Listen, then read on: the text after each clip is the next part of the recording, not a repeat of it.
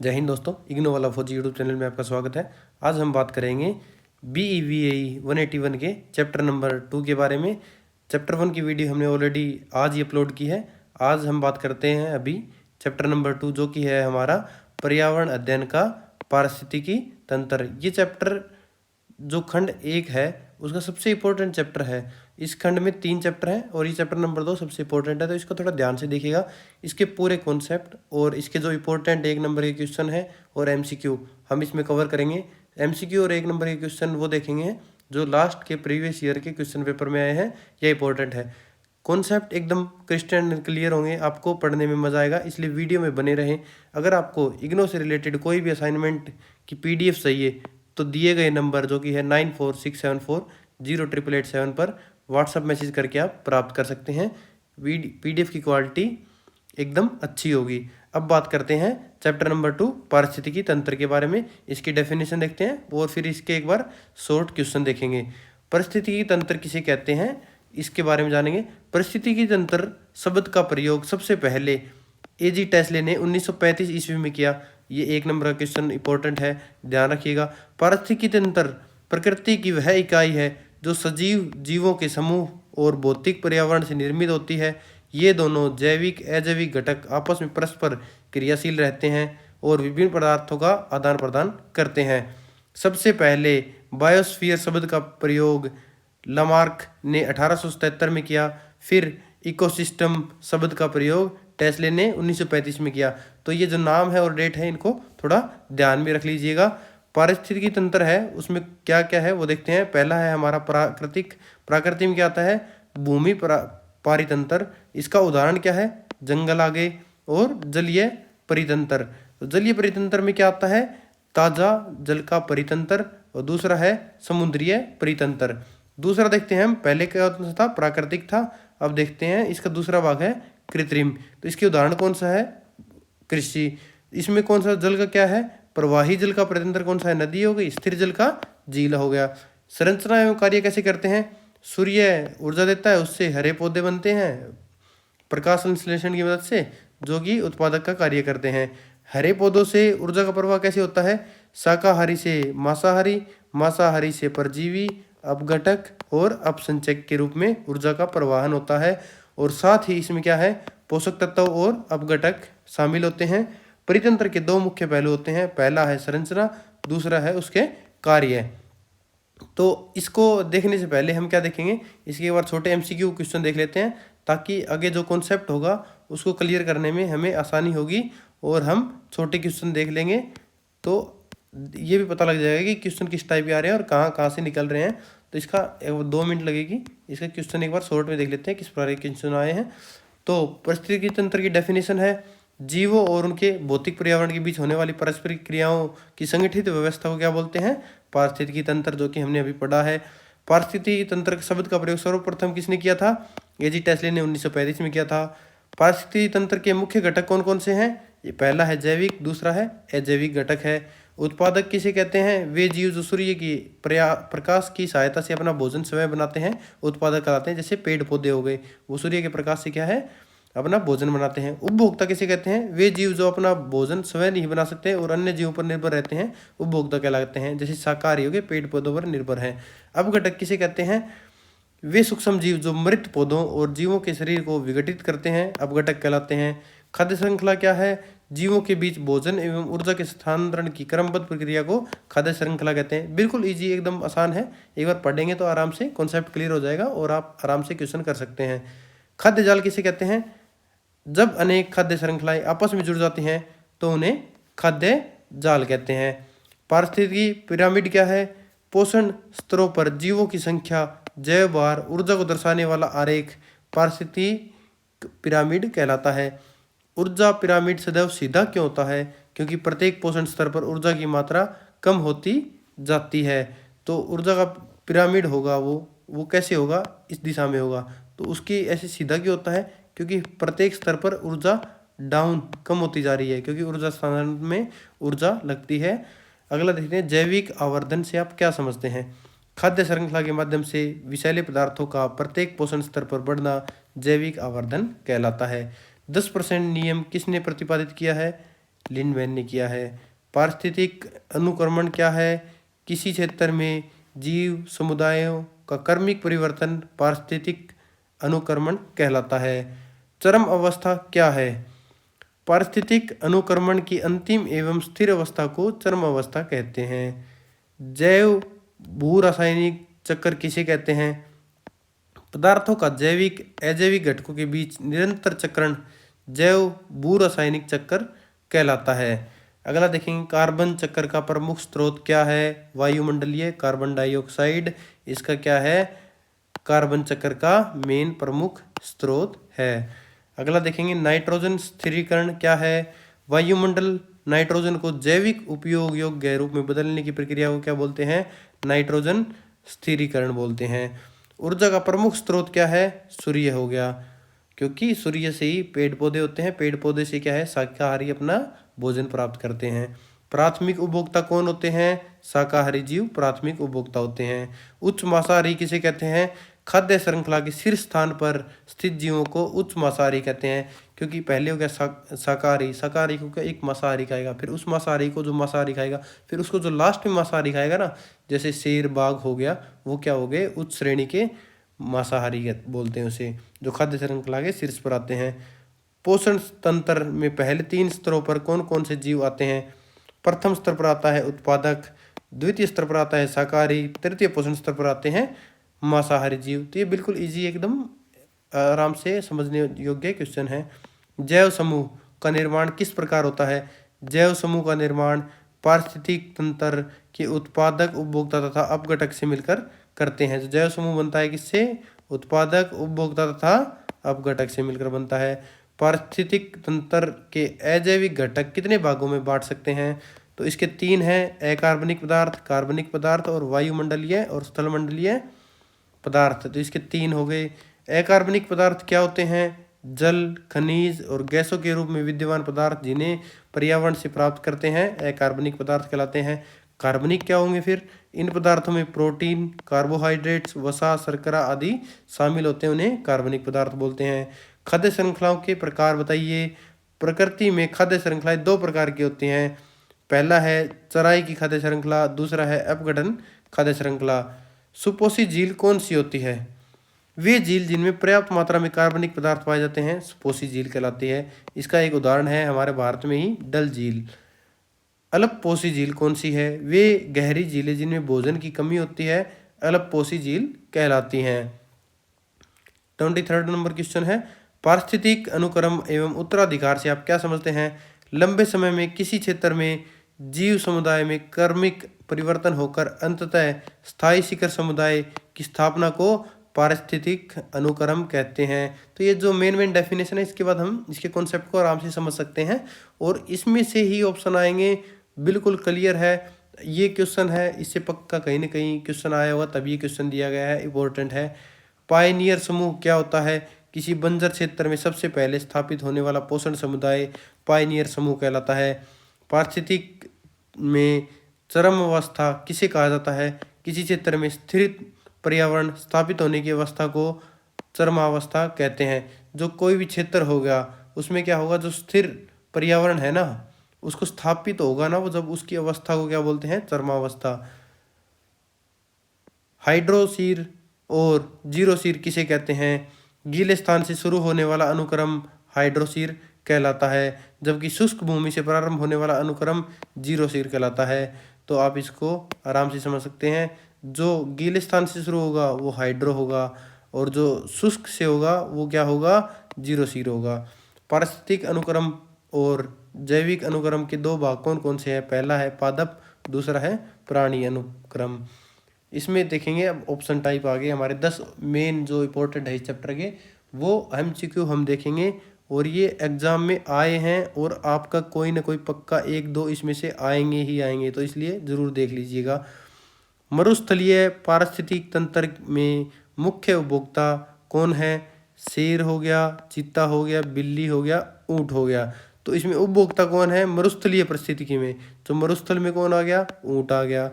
पृथ्वी पर कितने प्रतिशत मरुस्थल हैं? तो इसका ऑप्शन आएगा 20% है। निम्न में से कौन से अपघटक हैं? शेर, बाज, कबूतर, बैक्टीरिया। तो अपघटक कौन से होते हैं? जो ये है बैक्टीरिया। ये तो क्या है, प्रथम द्वितीय तृतीय श्रेणी के उपभोक्ता हैं, तो ये बैक्टीरिया आ जाएगा इसमें। जू किसका उदाहरण है? जो एक जीव है वो दूसरे का खून चूसता है या दूसरे पर निर्भर रहता है, उसको क्या बोलते हैं? पैरासाइट बोलते हैं। जू किसका उदाहरण हो गया? पैरासाइट हो गया। भारत का मुख्य मरुस्थल कौन सा है? इसमें आ जाएगा, जो राजस्थान के एरिया में आता है, थार मरुस्थल। इसको निम्न में से कौन सा मानव निर्मित पारिस्थितिक तंत्र है? कृत्रिम झील, फलोद्यान, फसल और बांध। तो मानव निर्मित कौन सा है? बांध आएगा अपना इसमें।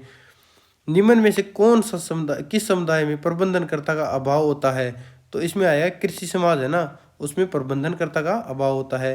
रासायनिक संश्लेषण जीवाणु कौन सा है? इसमें देखेंगे, इसका आएगा स्वपोषी है, वो कौन सा होगा? रासायनिक संश्लेषी होगा। निम्न में से कौन सा कार्बन चक्र में योगदान देता है? तो कार्बन चक्र में कौन कौन है? श्वसन, प्रकाश संश्लेषण, जीवाश्म ईंधन का दहन। तो ये क्या है, सभी मिलकर क्या करते हैं? कार्बन चक्र में योगदान देते हैं। तो इसका ऑप्शन आ जाएगा डी हमारा, जो सभी होगा। प्राकृतिक आपदाएं जुड़ी हैं, किससे जुड़ी हैं? प्राथमिक अनुक्रम, द्वितीय अनुक्रम, चरम अनुक्रम, और इसमें से कोई भी नहीं। तो इसका ऑप्शन आ जाएगा हमारे पास प्राथमिक अनुक्रम होगा। तो ये मोस्ट 10 इंपॉर्टेंट क्वेश्चन है। अब आते हैं हम इसमें कॉन्सेप्ट पे। आप लोग क्या करते हैं, वीडियो तो देख लेते हैं। मैंने देखा है जो लास्ट में मैंने कई सीरीज अपलोड की है, उसमें से लोगों ने खूब वीडियो देखी है, ना तो कोई लाइक करता है ना कोई सब्सक्राइब करता है। तो प्लीज़ चैनल को सब्सक्राइब जरूर कर लें, इससे मेरी थोड़ी बहुत हेल्प होगी और मोटिवेशन भी मिलेगा, इसलिए चैनल को सब्सक्राइब जरूर कर लें। अब जानते हैं हम इसमें पारिस्थितिकी तंत्र के बारे में। तो इसमें हम कॉन्सेप्ट पर आएंगे। तो इसमें यहाँ पर तक हम पढ़ चुके हैं, अब यहाँ से बढ़ते हैं आगे। तो इसकी संरचना है वो कैसी है? सजीव समुदाय की रचना, जिसमें प्रजातियों के प्रकार, जीवन चक्र, जैव भार और विभिन्न प्रजातियों का वितरण होता है। भौतिक पर्यावरण में क्या क्या शामिल होते हैं? तापमान, वर्षा, आर्द्रता और प्रकाश। जो विभिन्न प्रकार के अजैविक पदार्थ हैं उनका विवरण इसमें शामिल होता है। तो ये क्या कार्य करते हैं? ऊर्जा का प्रवाह होता है, पोषक तत्वों का चक्रण चलता रहता है, और जैविक समुदाय होते हैं। जो पारिस्थितिकी तंत्र होता है उसके घटक कौन कौन से हैं? तो वो देखेंगे। पहला है इसमें जैविक घटक, दूसरा है अजैविक घटक। तो जैविक घटक और अजैविक घटक इसके दो पारिस्थितिकी तंत्र के घटक हैं। पारिस्थितिकी तंत्र में किसी भी समय उपस्थित जैविक पदार्थ की मात्रा को क्या बोलते हैं? स्टैंडिंग क्रॉप कहते हैं। जो पारिस्थितिक तंत्र है इसमें जो किसी भी समय में जो उपस्थित जैविक पदार्थ होता है ना, उसको स्टैंडिंग क्रॉप कहते हैं। पारिस्थितिक तंत्र में किसी भी समय उपस्थित अजैविक पदार्थ की मात्रा को क्या बोलते हैं? स्टैंडिंग स्टेट कहते हैं। पारिस्थितिक तंत्र के घटक कौन कौन से हैं? हमने ऑलरेडी पढ़ चुके हैं, जैविक और अजैविक। तो जैविक में कौन से आते हैं? स्वपोषी और परपोषी आ गए। परपोषी के अंतर्गत कौन से आते हैं? स्वपोषी, जो अपना भोजन स्वयं बनाते हैं, खुद पर डिपेंड रहते हैं, उन्हें किसी की नीड नहीं होती। और जो परपोषी होते हैं वो दूसरे निर्भर रहते हैं। इसमें कौन से आते हैं? उपभोक्ता। उपभोक्ता में कौन से आगे? शाकाहारी, सर्वाहारी, मांसाहारी। शाकाहारी वो जो केवल घास फूस, पेड़ पौधे, फल आदि खाते हैं। मांसाहारी कौन से हो गए? जो दूसरे जीवों को खाते हैं, मांस इत्यादि खाते हैं। सर्वाहारी कौन से हो गए? जो मांस मिट्टी भी खाते हैं और घास फूस भी खाते हैं, उनको शाकाहारी बोला जाता है, सर्वाहारी बोलते हैं।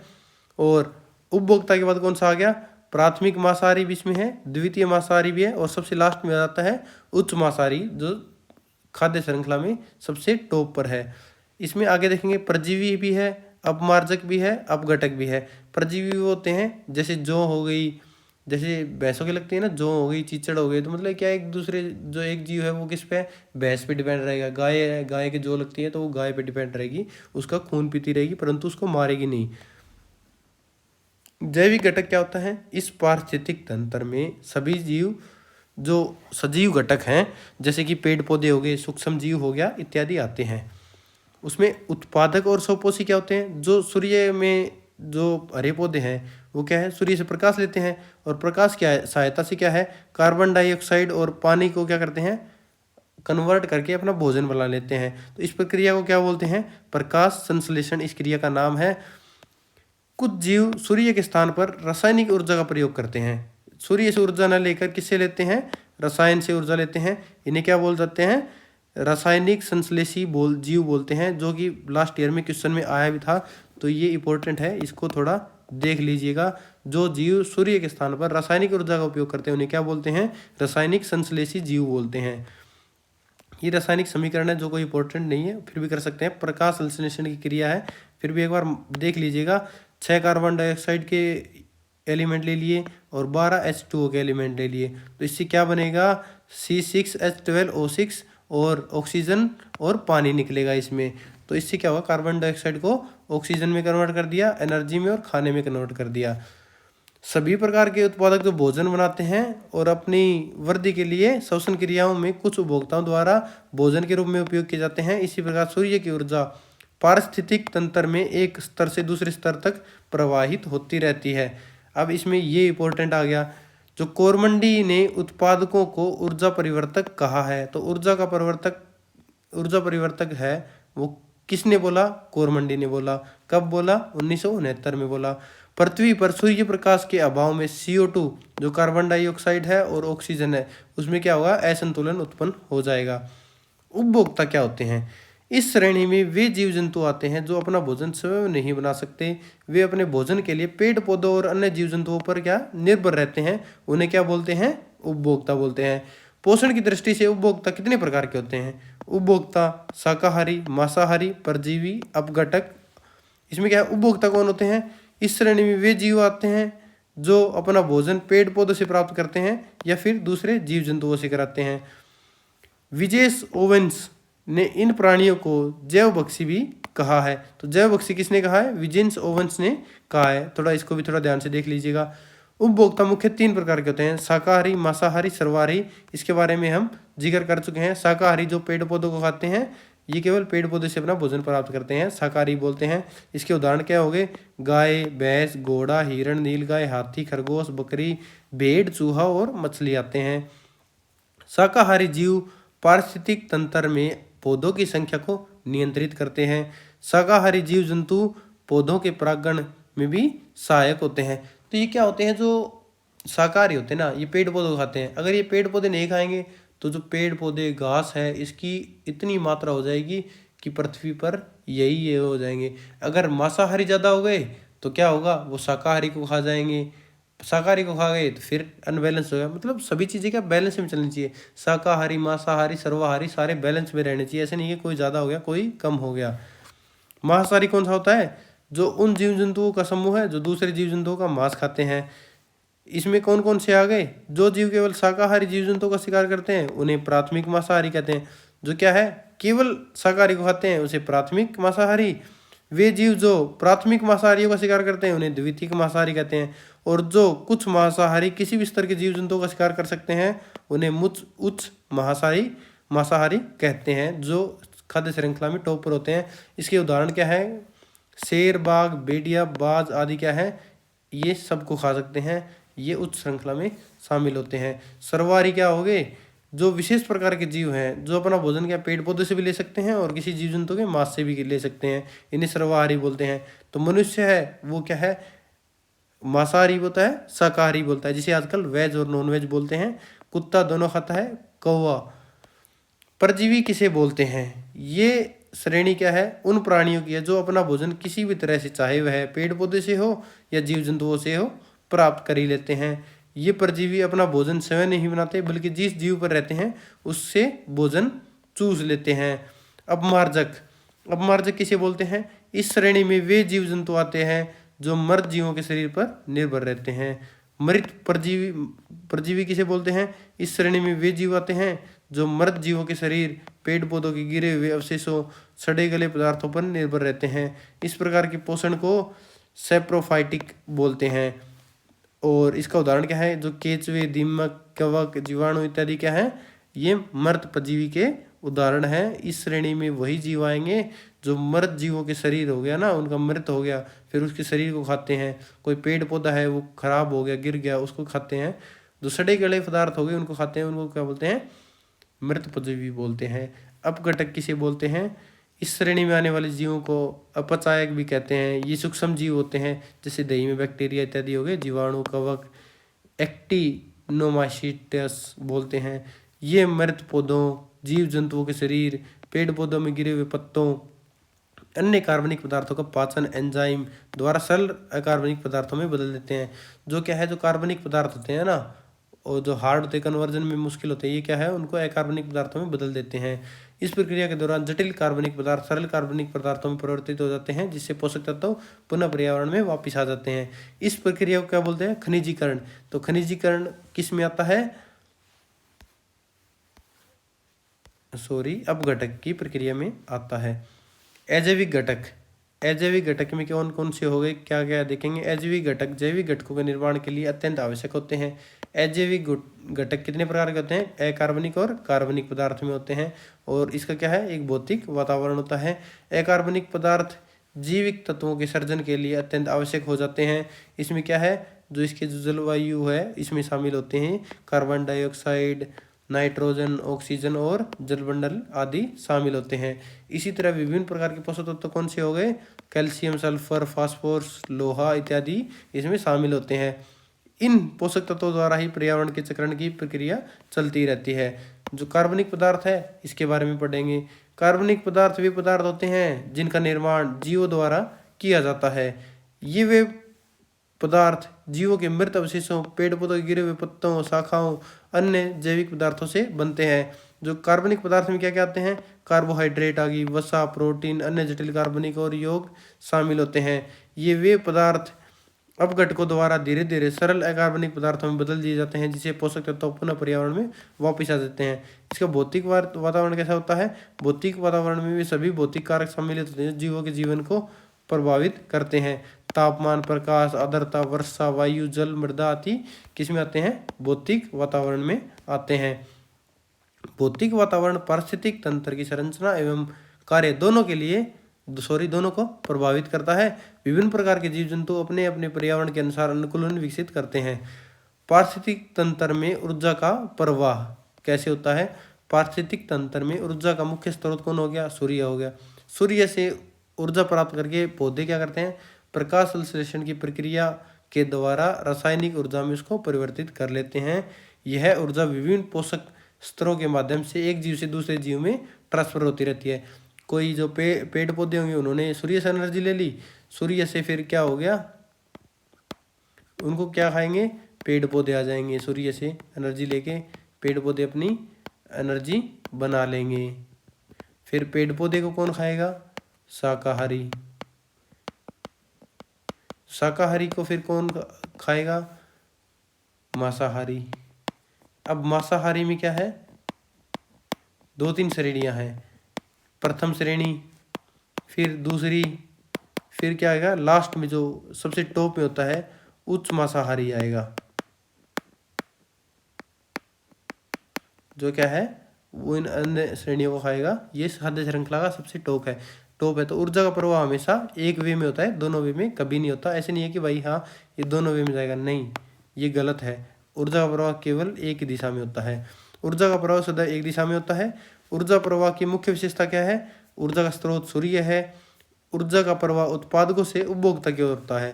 तो क्या है, ये हो गए उत्पादक जो पेड़ पौधे हैं, और यहाँ से ये क्या हो गए, लास्ट आते उपभोक्ता बन गए।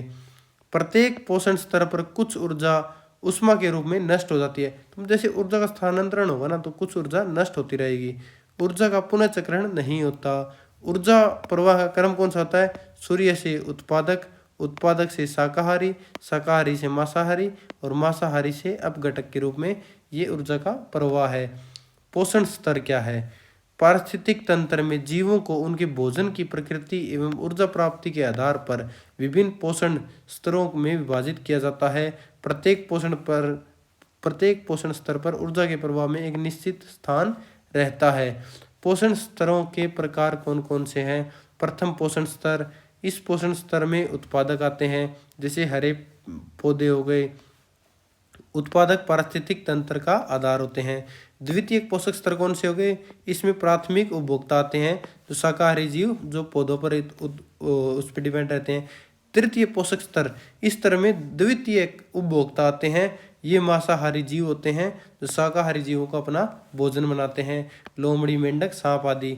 चतुर्थ पोषक स्तर, इस पोषक स्तर में उच्च मांसाहारी आते हैं, और ये पारिस्थितिक तंत्र में अपनी भोजन श्रृंखला के शीर्ष पर आते हैं। इसमें हो गए शेर, बाघ, बाज आदि हो गए।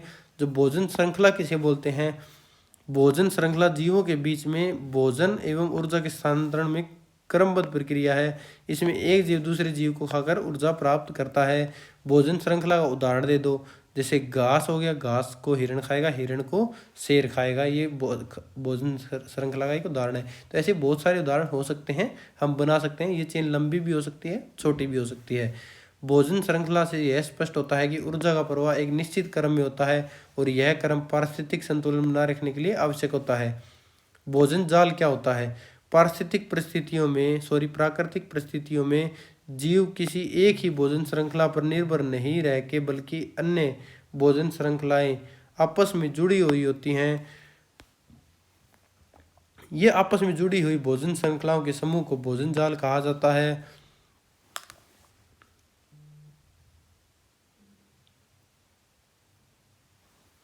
भोजन जाल पारिस्थितिक तंत्र को अधिक स्थिर और बनाता है, क्योंकि यदि किसी एक भोजन श्रृंखला में बाधा आती है तो जीव अन्य भोजन स्रोतों से अपनी आवश्यकताओं की पूर्ति कर सकते हैं। भोजन जाल का महत्व क्या है? पारिस्थितिक तंत्र में स्थिरता बनाए रखना, जीवों के लिए वैकल्पिक भोजन स्रोत उपलब्ध करवाना। किसी एक प्रजाति को नष्ट होने से पूरा तंत्र प्रभावित नहीं होता है। पारिस्थितिक पिरामिड किसे बोलते हैं? पारिस्थितिक तंत्र में विभिन्न पोषण स्तरों पर जीवों की संख्या, जैव भार, ऊर्जा की मात्रा को दर्शाने के लिए पारिस्थितिक पिरामिड का प्रयोग किया जाता है। पारिस्थितिक पिरामिड का आधार सदैव उत्पादक ही होते हैं। तो ये इंपॉर्टेंट क्वेश्चन है, इसको आप नोट कर लीजिएगा, ये आ सकता है। पारिस्थितिक पिरामिड के प्रकार कितने प्रकार के होते हैं? संख्या का पिरामिड, जैव भार का पिरामिड, ऊर्जा का पिरामिड। संख्या का पिरामिड किसे बोलते हैं? इस पिरामिड में प्रत्येक पोषण स्तर पर उपस्थित जीवों की संख्या को दर्शाया जाता है। यह पिरामिड सीधा एवं उल्टा दोनों हो सकता है। जैव भार का पिरामिड, इस प्रत्येक पोषण स्तर पर उपस्थित जीवों के कुल जैव भार को दर्शाया जाता है। स्थलीय पारिस्थितिक तंत्र में यह सामान्य सीधा होता है, जलीय पारिस्थितिक तंत्र में उल्टा हो सकता है। ऊर्जा का पिरामिड, इस पिरामिड में प्रत्येक पोषण स्तर पर उपलब्ध ऊर्जा को दर्शाया जाता है। ऊर्जा का पिरामिड सीधा होता है, क्योंकि प्रत्येक स्तर पर ऊर्जा की मात्रा घटती है। ऊर्जा का पिरामिड, ऊर्जा का पिरामिड पारिस्थितिक तंत्र में विभिन्न पोषण स्तरों पर उपलब्ध ऊर्जा की मात्रा को दर्शाता है। यह पिरामिड सदैव सीधा होता है। प्रत्येक पोषण स्तर पर ऊर्जा की मात्रा क्रमशः घटती जाती है। प्रत्येक पोषण स्तर पर लगभग 90% ऊर्जा ऊष्मा के रूप में नष्ट हो जाती है। केवल 10% ऊर्जा अगले पोषण स्तर तक स्थानांतरित हो पाती है। सबसे मोस्ट इंपॉर्टेंट क्वेश्चन मेरे लिए मानो तो इस चैप्टर का यही होगा, इसको आप नोट कर लीजिएगा। प्रत्येक पोषण स्तर पर कितनी ऊर्जा ऊष्मा के रूप में नष्ट हो जाती है? 90%। और कितनी आगे ट्रांसफर होती है? केवल 10%। तो ये सबसे इंपॉर्टेंट क्वेश्चन है, ध्यान से देख लीजिएगा। इस सिद्धांत को ऊर्जा का 10% नियम कहा जाता है, तो ये भी इसमें शामिल हो गया। ऊर्जा प्रवाह की सीमाएं, ऊर्जा का प्रवाह पारिस्थितिक तंत्र में एक ही दिशा में होता है। ऊर्जा का पुनः चक्रण संभव नहीं है, जबकि पदार्थों का चक्रण होता रहता है। पोषक तत्व चक्र किसे बोलते हैं? प्रकृति में विभिन्न पोषक तत्व जैसे कार्बन, नाइट्रोजन, फॉस्फोरस, जल आदि जीवों में और पर्यावरण के बीच में निरंतर चक्र में रहते हैं। इस प्रक्रिया को पोषक तत्व चक्र, जैव भू रासायनिक चक्र कहा जाता है। पोषक तत्व चक्र के कितने प्रकार हैं? गैसीय चक्कर, अवसादी चक्कर। तो गैसीय चक्कर है, इसमें क्या है? इस प्रकार के चक्कर में पोषक तत्वों का भंडार वायुमंडल होता है। उदाहरण में देखें तो कार्बन चक्कर हो गया, नाइट्रोजन चक्कर हो गया, ऑक्सीजन चक्कर हो गया। अवसादी चक्कर में कौन से आते हैं? इस चक्कर में पोषक तत्वों का भंडार भूमि, चट्टानों, समुद्र तल में पाया जाता है। इसका उदाहरण कौन सा है? फास्फोरस और सल्फर चक्कर। पोषक तत्वों का चक्कर का महत्व क्या है?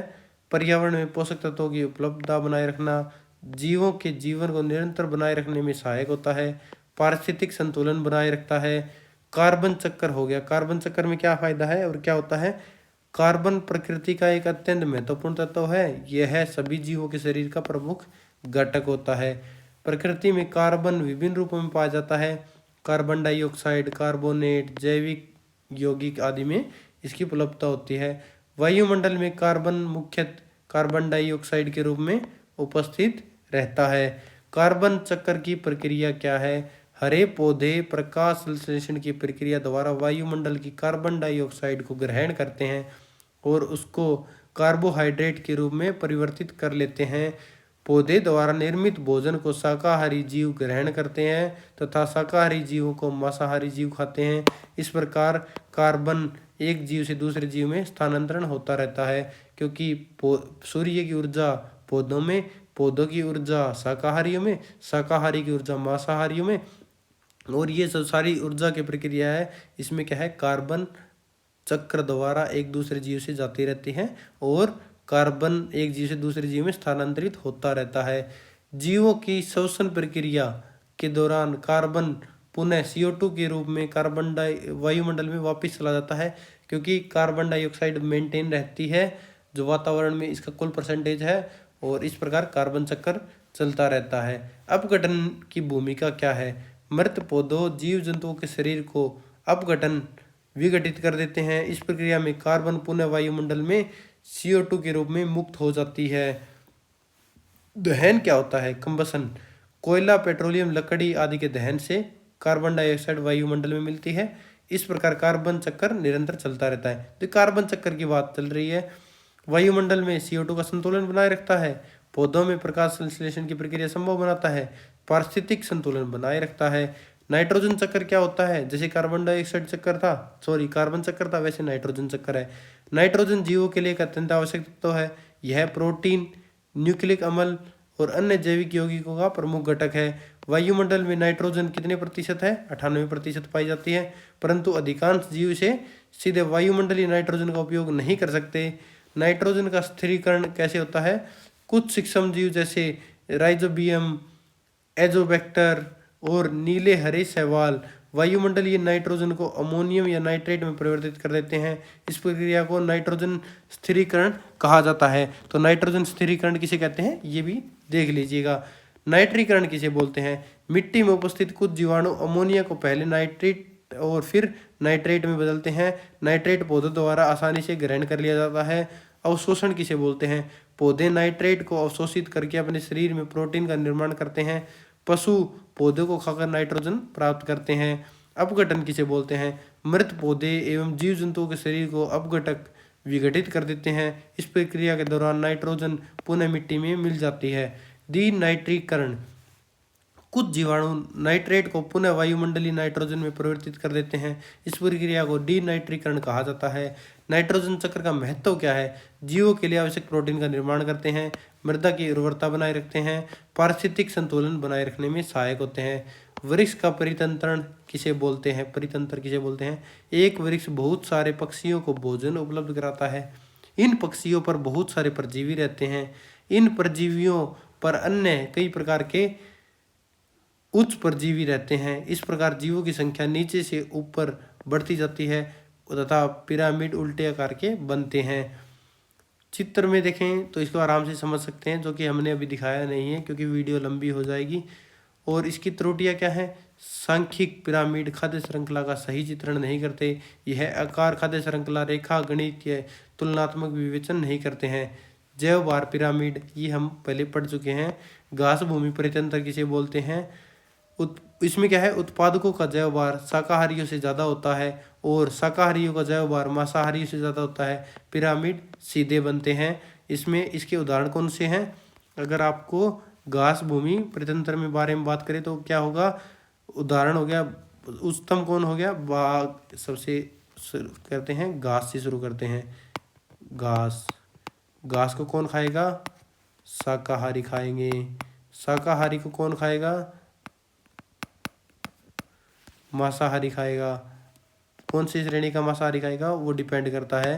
तो इसमें हम लिख देते हैं मांसाहारी। सॉरी, थोड़ी गलती हो गई इसमें लिखने में, आप समझ लीजिएगा। तो मांसाहारी को फिर मांसाहारी खाएगा, फिर मांसाहारी खाएगा, तो इसको क्या बोल देते हैं? उच्चतम जो होगा मांसाहारी। तो ये चेन बन गई। ये चेन कैसे चलेगी? ऐसे चलेगी। ऊर्जा का स्थानांतरण ऐसे होगा। तो ये क्या है? घास परितंत्र का उदाहरण है। इसी प्रकार कौन सा पिछला हमने पढ़ा था, वृक्ष परितंत्र। वृक्ष परितंत्र में क्या होगा, वृक्ष होगा, वृक्ष को कौन खाएंगे, खाने वाले पशु पक्षी खाएंगे। पशु पक्षियों के ऊपर क्या होगा, जू और पिस्सू होंगे। जू पिस्सू क्या होंगे, उसके ऊपर परजीवी होंगे। कौन से होंगे, बैक्टीरिया, ये कवक इत्यादि होंगे, ये इसके लास्ट श्रेणी के होंगे। तो इस प्रकार ये हमने देख लिया है। अगला हम देखेंगे वन परितंत्र। तो यह भी सीधे जैव भार का पिरामिड बनाते हैं। उच्चतम मांसाहारी का जैव भार न्यूनतम होता है। इसमें देखेंगे तो जो छोटे पेड़ हो गए, झाड़ियाँ और बड़े पेड़ हो गए, उसको कौन खाएगा, जो खरगोश खाएगा, जंगली हिरन खाएगी, हिरन और जंगली जो सूअर होते हैं वो खाएंगे। तो इनको कौन खा जाएगा, हिरन को कौन खाएगा, खरगोश को, जंगली सूअर को कौन खाएगा, लोमड़ी खा जाएगी। और जो जंगली बिल्लियाँ होंगी वो इनका शिकार कर लेगी। और जो लोमड़ी को और जंगली बिल्ली को कौन खा जाएगा, जो उच्च मांसाहारी है, जो शेर, बाघ और भेड़िया है, वो इनको खा जाएंगे। और इस प्रकार ये क्या होगी, वन परितंत्र के खाद्य श्रृंखला होगी। तालाब परितंत्र का उदाहरण दे। तालाब परितंत्र में पिरामिड उल्टे आकार के होते हैं, क्योंकि जैव भार सिर्फ एक विशेष समय में उपस्थित जीवों का भार है। दीर्घ आयु वाले जीवों का जैव भार अधिक होता है, जबकि अल्प आयु वाले जीवों का भार कम होता है। इसकी मृत्यु दर ज़्यादा होती है। तो इस श्रेणी में कौन कौन से आएंगे, सबसे पहले आएंगे पादप पलवक। पादप पलवक से क्या होगा, उत्पादक। उत्पादक में कौन कौन से आएंगे, उत्पादक को कौन खाएगा, पेड़ पौधों को कौन खाएगा, शाकाहारी जो होंगे, प्राणी पलवक, रोट्रीफर्स। छोटी मछलियां हैं वो क्या है, घास जो समुद्र की तल में होती है, झील में होती है, उनको छोटी मछलियां खा जाती हैं। और जो छोटी मछलियां हैं, छोटी मछलियों को कौन खा जाएगा, बड़ी मछलियां खा जाएंगी। और वो किसको, बड़ी मछलियां किसको, प्राणी पलवक को भी खाती हैं और रोट्रीफर्स को भी खाती हैं। फिर जो बड़ी मछलियां हैं, बड़ी मछलियों को कौन खाएगा, बड़ी मछलियों को खाएगा राम चिरैया या बाज वगैरह होते हैं, वो इनको खा जाते हैं, मार देते हैं। इस प्रकार वृक्ष परजीवी परितंत्र, उत्पादकों का जैव भार अधिकतम होता है। शाकाहारी मांसाहारियों में कर्म से कर्म कम हो जाता है या पिरामिड सीधे होते हैं। तो इसमें क्या है, मेनली पूछेगा हमें खाद्य श्रृंखला के बारे में पूछेगा। तो इसके बारे में आप आराम से डिफ्रेंशिएट कर सकते हैं, आराम से बता सकते हैं। ये लगभग सेम रहती है। मैं एक बार आप आराम से वीडियो को रोक देता हूँ थोड़ा थोड़ा, तो आप वीडियो को एक बार पॉज करके इस खाद्य श्रृंखला को देख सकते हैं। तो इसमें त्रुटियाँ क्या है, क्या कमी है, हर पोषक स्तर पर जैव भार अलग अलग होता है और जो अलग अलग ऋतुओं में अलग अलग होता है। जैव भार का निर्धारण स्तर को ध्यान में नहीं रखा जाता, जीवों की आयु का ध्यान नहीं रखा जाता। जो ऊर्जा पिरामिड होते हैं, ऊर्जा पिरामिड के बारे में बात करेंगे, यह सदैव सीधे होते हैं, क्योंकि उत्पादक खाद्य श्रृंखला का सर्जन करते हैं। उत्पादकों में खाद्य ऊर्जा अधिकतम होती है। एक पोषक स्तर से दूसरे पोषक स्तर में ऊर्जा का स्थानांतरण जो नुकसान होता है, ऊर्जा का नुकसान हो गया, इसलिए ऊर्जा का हर पोषण स्तर के साथ कम होती जाती है। तो ऊर्जा पिरामिड क्या होते हैं, सदैव सीधे होते हैं। तो इसके बता सकते हैं, यह सदैव सीधे होते हैं, उत्पादकता दर पर आधारित होते हैं। इसमें विभिन्न परितंत्रों की तुलना की जा सकती है। जो इसमें उदाहरण इसके देखें तो कौन सा बनता है वो देख लीजिए। पेड़ पौधे हो गए, पेड़ पौधे, फिर इसको कौन खाएगा, चूहा, हिरण, कीट पतंगे जो भी खाएंगे पेड़ पौधे को खाएंगे। फिर इनको जो खरगोश, चूहा, इनको कौन खाएगा, लोमड़ी, सांप और मछलियाँ खा जाएंगी। और इनको कौन खाएगा, जो लोमड़ी, इनको भेड़िया खा जाएगा, बाज खा जाएगा, बड़ी मछलियाँ हैं छोटी मछलियों को खा जाएगी। इसी प्रकार क्या होगा, भेड़िया बाज को तो नहीं खाएगा, बाज एक उच्चतम मांसाहारी है। फिर भेड़िया वगैरह है, इनको है। और कौन खा जाएगा, शेर खा जाएगा, बाघ खा जाएगा, हिरन खा जाएगा। और जो बड़ी मछलियाँ इनको कौन खा जाएगी, शार्क खा जाएगी। तो ये 2-3 खाद्य श्रृंखला है, इनको आप नोट डाउन कर सकते हैं। अगला देखेंगे हम जैव भू रासायनिक चक्कर। पोषक तत्व चक्कर किसे कहते हैं, विभिन्न रासायनिक चक्रों का विस्तार से समझाइए। तो जो जैव भू रासायनिक चक्कर है, इसको हम समझेंगे। रासायनिक तत्वों का जैविक अजैविक संसार में चक्रण होता है। इस चक्कर को जैव भू रासायनिक चक्कर बोलते हैं। सारे जीवधारियों को पदार्थों की उपलब्धता और जैवमंडल के विभिन्न घटकों, जैवमंडल, वायुमंडल और स्थलमंडल से होती है। जो प्रमुख जैव भू रासायनिक चक्कर है, इसमें कौन सा का, कार्बन चक्कर, जल चक्कर, नाइट्रिक चक्कर। कार्बन चक्कर पढ़ चुके हैं, नाइट्रिक चक्कर हम पढ़ चुके हैं, जल चक्कर भी लगभग हमारे समझ में आ गया होगा इन चक्कर को पढ़ने के बाद। तो अगला देखते हैं, संरचना के आधार पर भू रासायनिक चक्कर दो प्रकार के होते हैं। ये तो गैसीय चक्कर हो गया, अवसादी चक्कर। इसमें कार्बन, ऑक्सीजन, नाइट्रोजन दोनों को पढ़ चुके हैं इनको, गैसीय चक्कर को। और अवसादी से फास्फोरस और सल्फर इत्यादि दिया गया। प्रमुख भू रासायनिक चक्कर कार्बन चक्कर, इनको पढ़ चुके हैं। अगला देखेंगे हम जल चक्कर। जल चक्कर सभी जीवधारियों का एक महत्वपूर्ण हिस्सा है। शरीर का लगभग 65 से 90% भाग जल का ही होता है। पर्यावरण में पानी के अपवहन के कारण जीवधारियों को पानी की नियमित आपूर्ति होती रहती है। पारिस्थित जो परितंत्र है उसमें वाष्पीकरण की प्रक्रिया जल का मुख्य स्रोत है। जल क्या होगा, धरती पर वर्षा, बर्फ, कुहासा, ओलों के रूप में आता है और इस जल का एक भाग नदियों, समुद्र, झीलों, मिट्टी में चला जाता है। तो आप आगे पढ़ोगे ना तो ये बहुत इंपॉर्टेंट है कि हमारी धरती पर कितने % भाग धरती में जल है, बर्फ का कितना हिस्सा है, ओलों से कितनी आती है, वाष्प से कितनी आती है, ये आगे डाटा आएगा हमारे पास, उसमें हम पढ़ेंगे।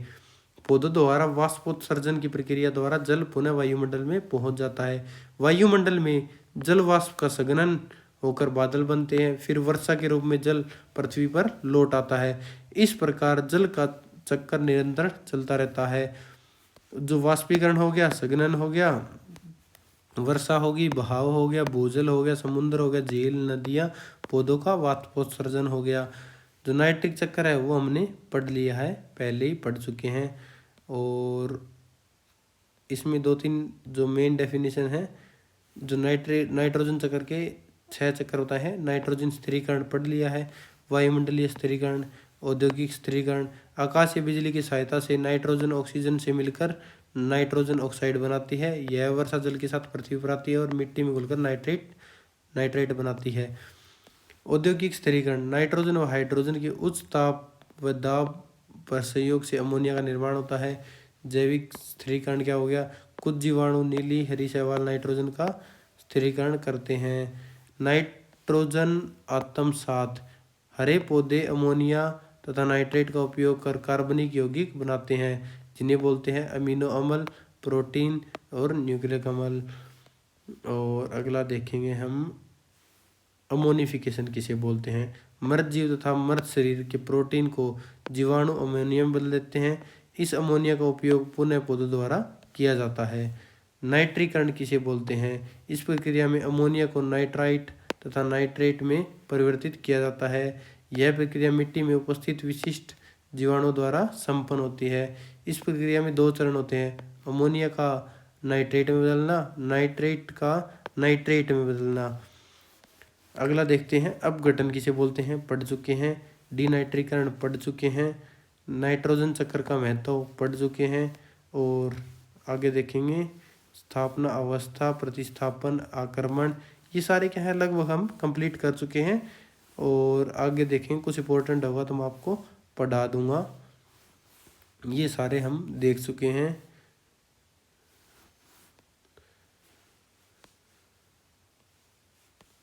आगे देखते हैं, अगर आप इस वीडियो को एक बार जो मैंने पढ़ाया है ना अभी उसमें ध्यान दे लेंगे ना तो आपको आराम से हो जाएगा क्लियर।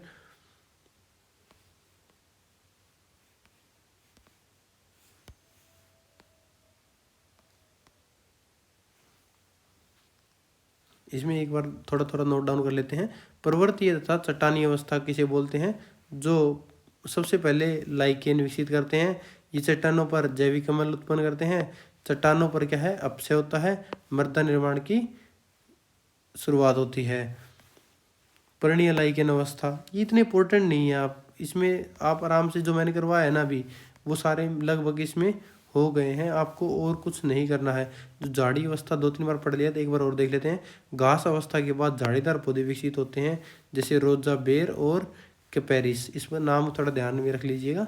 जो वन अवस्था है वो हम पढ़ चुके हैं।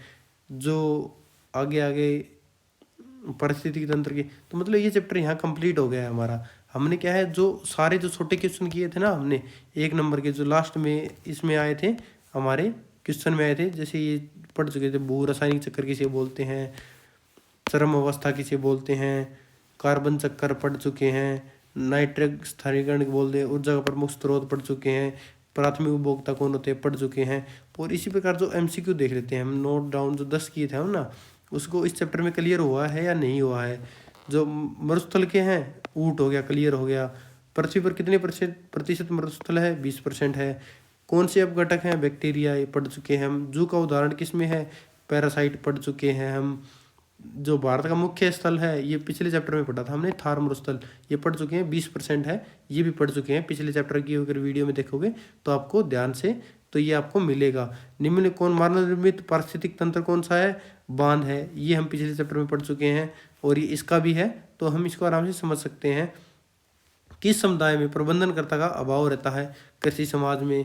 रासायनिक संश्लेषण जीवाणु कौन सा है, ये हमने पढ़ा था इस चैप्टर में, आराम से इसको बोल सकते हैं। स्वपोषी हो गया। निम्न में से कौन सा कार्बन चक्र का योगदान देता है, ये सभी देते हैं। प्राकृतिक आपदाएं किससे जुड़ी हैं, प्राथमिक अनुक्रम से। मतलब इस चैप्टर में हमने पूरा कवर कर लिया है। अगर आप इस वीडियो को जो मैं करवा रहा हूँ उसको देख लेंगे तो आप आराम से इस चैप्टर को क्लियर कर सकते हैं। आराम से जो एग्जाम में आएगा आराम से अटैम्प्ट कर सकते हैं। मैं बोलता हूँ कि अगर आप मेरा पढ़ाया हुआ पढ़ लेंगे तो आपको 80% मार्क्स से कम मिलेंगे ही नहीं, आप आराम से पास हो जाओगे। और जो BEVAE 181 है, एनवायरमेंटल स्टडीज़, इसमें सबसे ज़्यादा बच्चे फेल होते हैं। पता नहीं कैसे क्या करते हैं क्या नहीं करते, पर ये बिल्कुल आसान है, आप इसको पढ़कर आराम से पास हो सकते हैं। अगर आपको इग्नो से रिलेटेड कोई भी सॉल्व असाइनमेंट चाहिए तो दिए गए व्हाट्सएप नंबर पर मैसेज करके आप असाइनमेंट की PDF प्राप्त कर सकते हैं। आपको एकदम जेन्युइन PDF मिलेगी। और आगे अगली क्लास में हम बात करेंगे चैप्टर नंबर 3 की। और कल कोशिश करेंगे सारे चैप्टर क्लियर कर दें। और इसके बाद प्रीवियस ईयर के क्वेश्चन पेपर हैं वो 31 तारीख तक क्लियर करके हम एकदम फ्री हो जाएंगे और आप आराम से तैयारी कर सकते हैं। अगले मिलते हैं अगले चैप्टर में, तब तक